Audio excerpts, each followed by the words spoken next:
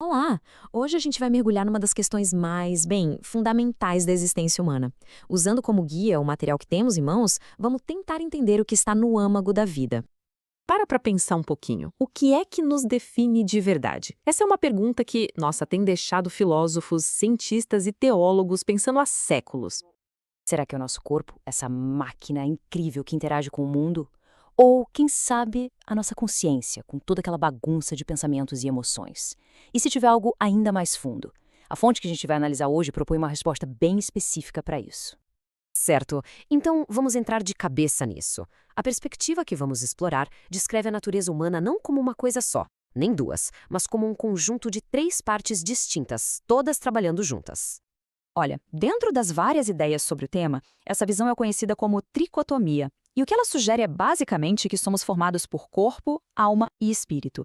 É um modelo para a gente conseguir entender as diferentes camadas da nossa existência. Vamos quebrar isso em partes. O corpo, bom, esse é o nosso contato com o mundo material. A alma é onde mora a nossa personalidade, nosso eu psicológico, sabe? E o espírito, segundo essa visão, é a parte mais profunda, a faculdade que nos permitiria ter comunhão com o Criador. Agora, aqui vem o pulo do gato, a distinção que é sutil, mas super importante entre alma e espírito. O material de origem descreve a alma como aquilo que expressa a vida, enquanto o espírito é o que a recebe de uma fonte divina. É uma linha bem tênue, né? Mostra como os dois estão profundamente entrelaçados. E isso nos leva a uma questão fundamental. Como essa parte mais profunda, o espírito, passou a existir? A fonte nos aponta para um momento-chave, lá na narrativa da criação. Esse versículo é central para o argumento. O corpo, formado do pó, estava ali, inerte. A vida, na forma do espírito, foi comunicada através de um ato divino direto, o tal do sopro. Foi esse ato que transformou a matéria inanimada em um ser vivente. Então, o ponto central é este.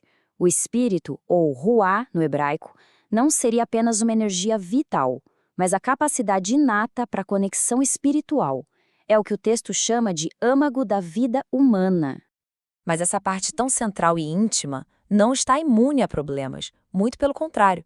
A próxima sessão da nossa análise explora justamente como o espírito pode se tornar um verdadeiro campo de batalha. E essa pergunta nos leva direto para o centro do conflito interno.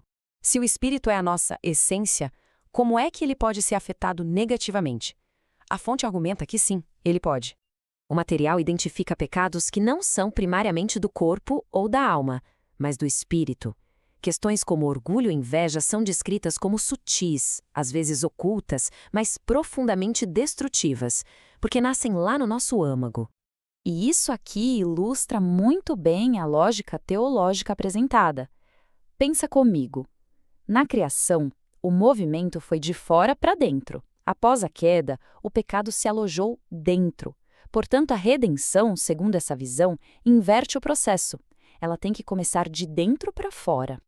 Exato. O ponto crucial é que a transformação genuína não se trata apenas de mudar comportamentos externos. Ela deve começar no espírito, no centro do nosso ser, e só então se manifestar na alma e no corpo. Isso tudo nos leva à parte final da nossa reflexão. Se o espírito pode ser corrompido, como é que ele pode ser restaurado? E qual é o propósito final dessa restauração? A solução proposta é uma regeneração espiritual. E veja bem, não um esforço humano, mas um ato divino que renova o espírito, restaurando sua capacidade original de comunhão com o Criador. Essa citação famosa marca uma virada de chave. A adoração autêntica não estaria mais ligada a um lugar físico, como um monte ou um templo, mas a uma condição interior, a um espírito regenerado. Adorar em espírito e em verdade, portanto, significaria uma adoração que flui de um interior transformado e que está alinhada com a revelação das Escrituras. É uma conexão real, não apenas um ritual. E qual é a postura necessária para essa adoração? Este salmo sugere que não é a arrogância, mas a humildade.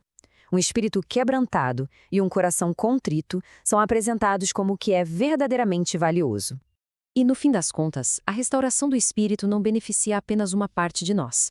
A análise conclui que essa conexão revitaliza o ser humano por inteiro. O espírito se fortalece, a alma encontra alegria e o corpo recebe novo vigor. E assim, a gente termina com uma pergunta para reflexão. Independentemente da crença de cada um, a ideia de um âmago ou um eu interior é poderosa. O que significa, no dia a dia, nutrir essa dimensão mais profunda da vida? A reflexão fica em aberto.